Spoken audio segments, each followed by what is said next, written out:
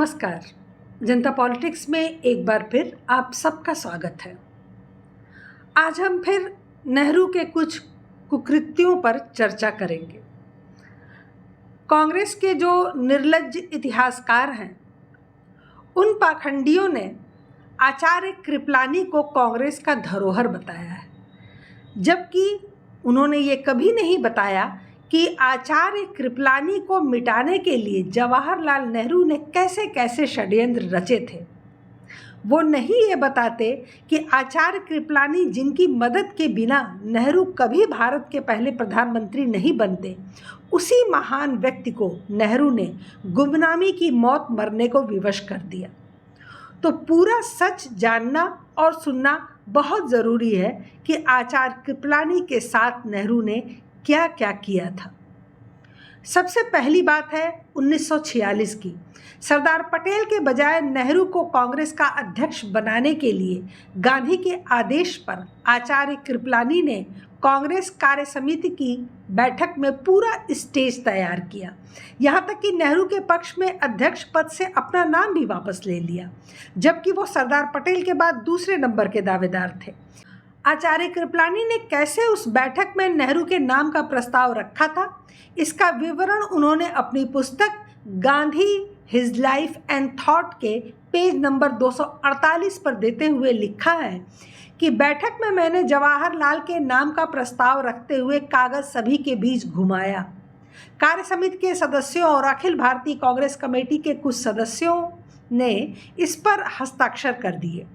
इस तरह जवाहरलाल नेहरू का नाम अध्यक्ष पद के लिए प्रस्तावित किया गया था।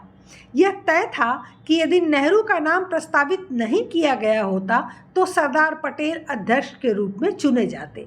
सरदार पटेल को मेरा यह हस्तक्षेप पसंद नहीं आया था।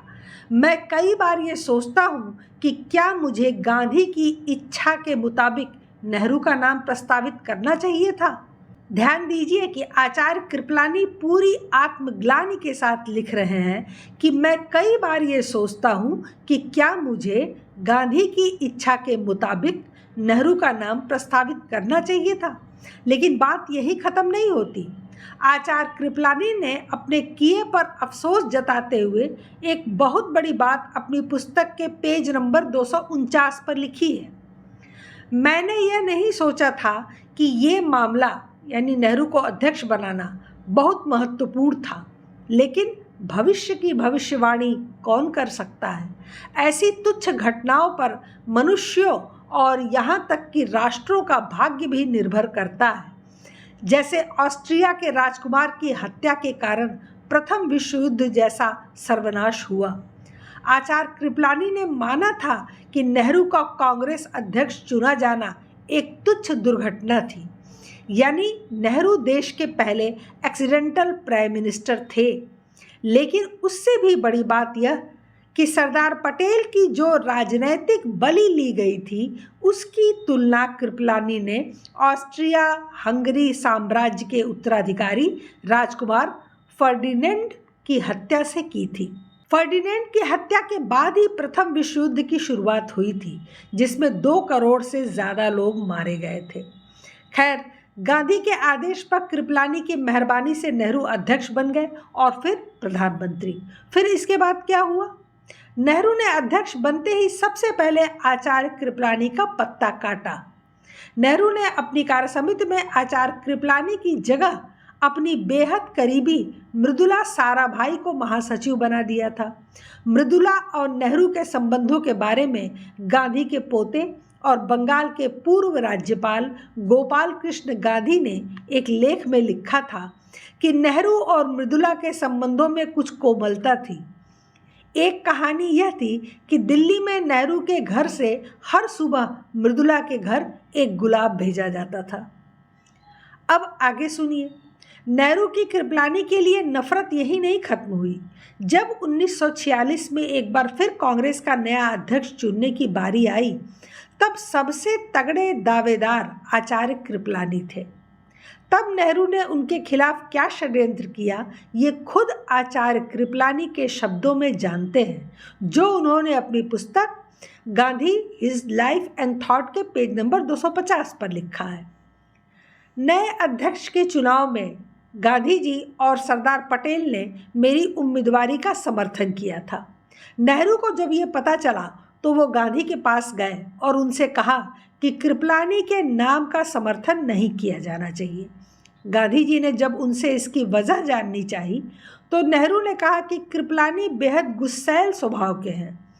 तब गांधी ने नेहरू से पूछा कि आपके अपने गुस्से के बारे में आपका क्या ख्याल है। कृपलानी ने अपनी किताब में ये लिखा है कि नेहरू की करीबी मृदुला साराभाई ने भी गांधी के कान भरे थे और उनसे कहा था कि मुसलमान कृपलानी पर भरोसा नहीं करते हैं। कृपलानी के मुताबिक डॉक्टर सैयद महमूद और मोहम्मद यूनुस ने भी गांधी के सामने जाकर इसी तरह के आरोप लगाए। खास बात यह है कि ये दोनों नेता भी नेहरू के बेहद करीबी माने जाते थे।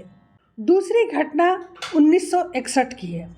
भारत और चीन के संबंध बेहद तनावपूर्ण थे। नेहरू और रक्षा मंत्री हर मोर्चे पर विफल हो रहे थे। आचार्य कृपलानी ने खास तौर से रक्षा मंत्री मेनन के खिलाफ मुहिम छेड़ रखी थी और तभी आम चुनावों की घोषणा हो गई।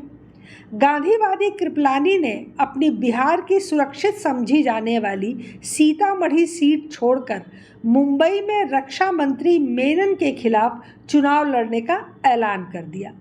कृपलानी को लग रहा था कि वो मेनन को चुनाव में हराकर देश को चीन के संकट से बचा लेंगे, लेकिन प्रधानमंत्री नेहरू तो मेनन को बचाने का चालाक प्लान पहले ही बना चुके थे। चुनाव से ठीक 2 महीने पहले 18 दिसंबर 1961 को भारत की सेना धड़धड़ाती हुई गोवा में घुस गई और महज 48 घंटे में पुर्तगाल की गुलामी से गोवा को आज़ाद करवा लिया। अचानक हुए इस फैसले से सब हैरत में पड़ गए, क्योंकि 1947 के बाद से ही गोवा को आज़ाद करवाने की मांग उठती रही थी, लेकिन नेहरू हमेशा इसकी अनदेखी करते रहे। फिर अचानक 18 दिसंबर 1961 को नेहरू को गोवा की चिंता क्यों हुई? दरअसल नेहरू गोवा में मिलिट्री एक्शन लेकर अपने रक्षा मंत्री मेनन के लिए चुनावी लाभ लेना चाहते थे।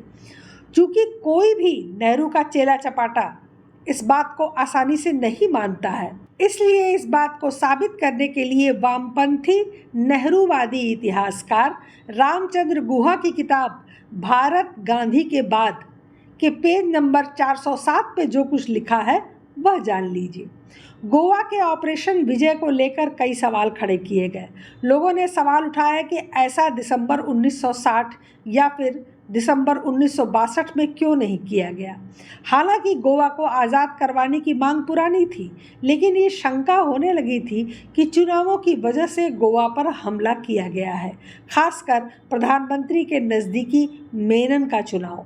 जब सेना गोवा की तरफ रवाना हुई तो रक्षा मंत्री मेनन ने उसका सीमा पर मुआयना किया। अमेरिकी अखबार न्यूयॉर्क टाइम्स ने भी लिखा कि रक्षा मंत्री मेनन 2 अभियान संचालित कर रहे थे, एक गोवा का अभियान और दूसरा 1962 में होने वाला आम चुनाव अभियान। दरअसल उस समय मुंबई में गोवा की गुलामी एक ज्वलंत मुद्दा था। गोवा में रहने वाला मराठी समुदाय हमेशा पुर्तगाली शासन के अत्याचार का शिकार बना था। यही वजह थी कि पूरे महाराष्ट्र में गोवा की आज़ादी के समर्थन में आवाज़ उठती थी। उधर नेहरू ने मराठी वोट बैंक को मेनन के पक्ष में पूरी बेशर्मी के साथ भुनाया। चाचा नेहरू को लोकतंत्र का पुजारी कहने वाले उनके चरण चाट चमचे इस बात पर विश्वास नहीं करेंगे, इसलिए बेहतर है कि वो रामचंद्र गुहा की वो किताब पढ़ लें जिसमें लिखा हुआ है कि प्रधानमंत्री नेहरू ने मेनन को पेश की चुनौती को अपनी चुनौती मान लिया था। वो चुनाव प्रचार के दौरान पूरे देश में मेनन के समर्थन में बयान दे रहे थे। सांगली, पूना, बड़ौदा में उन्होंने कहा कि मेनन की हार उनकी हार होगी। मेनन की हार समाजवादी और गुट निरपेक्षतावादी नीतियों की हार होगी। मेनन को अपने आका के समर्थन से काफ़ी मदद मिली। गोवा की आज़ादी से भी मेनन को बहुत लाभ हुआ, क्योंकि उनके निर्वाचन क्षेत्र मुंबई के लोग इससे काफ़ी खुश थे। इन चुनावों में नेहरू ने मेनन को जिताने के लिए एक और घिनौनी चाल चली। उन्होंने मोहरा बनाया उस समय के सुपरस्टार दिलीप कुमार को। उन्होंने मेनन के पक्ष में दिलीप कुमार से चुनावी रैलियां करवाईं। इस बात को दिलीप कुमार ने अपनी आत्मकथा वजूद और परछाई में लिखा है। वो लिखते हैं कि पंडित जवाहरलाल नेहरू ने मुझे खुद फ़ोन करके कहा कि क्या मैं समय निकालकर बम्बई में कांग्रेस ऑफिस में जाकर कृष्ण मेनन से मिल सकता हूँ। मैंने पंडित जी की बात का सम्मान किया और जैसा उन्होंने आदेश दिया था मैं मेनन से मिलने जुहू में कांग्रेस ऑफिस पहुँच गया। मेनन ने मुझसे कहा कि मुकाबला कड़ा है, वो चाहते हैं कि मैं उनके लिए रैली करूँ। जब मैं पहली रैली करने पहुँचा तो भीड़ की खुशी और जोश भरी चीख पुकार साफ सुनाई देने लगी। मैंने गहरी सांस ली और 10 मिनट तक बोला। जब मेरा भाषण खत्म हुआ तो तालियों की आवाज़ कानों को बहरा कर देने वाली थी। इस तरह मैंने मेनन के लिए चुनाव प्रचार करते हुए कई भाषण दिए। बाद में कांग्रेस के लिए चुनाव प्रचार करना मेरा एक नियमित काम बन गया था, क्योंकि कृष्ण मेनन चुनाव जीत गए थे। तो आचार्य कृपलानी की बलि लेने के लिए नेहरू यहाँ तक उतर आए थे कि उन्होंने सेना का सहयोग लिया, गोवा पे आक्रमण करके गोवा को जीता और फिर दिलीप कुमार को मोहरा बनाकर खलनायक मेनन के लिए उन्होंने एक सियासत के संत आचार्य कृपलानी की बलि ले ली। और ये भी याद रखने की बात है कि राजनीति में बॉलीवुड का इस्तेमाल करने की गलत प्रथा की शुरुआत भी लोकतंत्र के लंबरदार चाचा नेहरू ने ही की थी। तो ये थे चाचा नेहरू, जिनके कुकृत्यों की हम आगे भी चर्चा अवश्य करेंगे। फिलहाल आज के लिए बस इतना ही। हमारे चैनल को सब्सक्राइब करें, लाइक करें और सभी प्लेटफॉर्म पर शेयर करें। अपने विचार हमें कमेंट बॉक्स में ज़रूर बताएं। धन्यवाद। नमस्कार।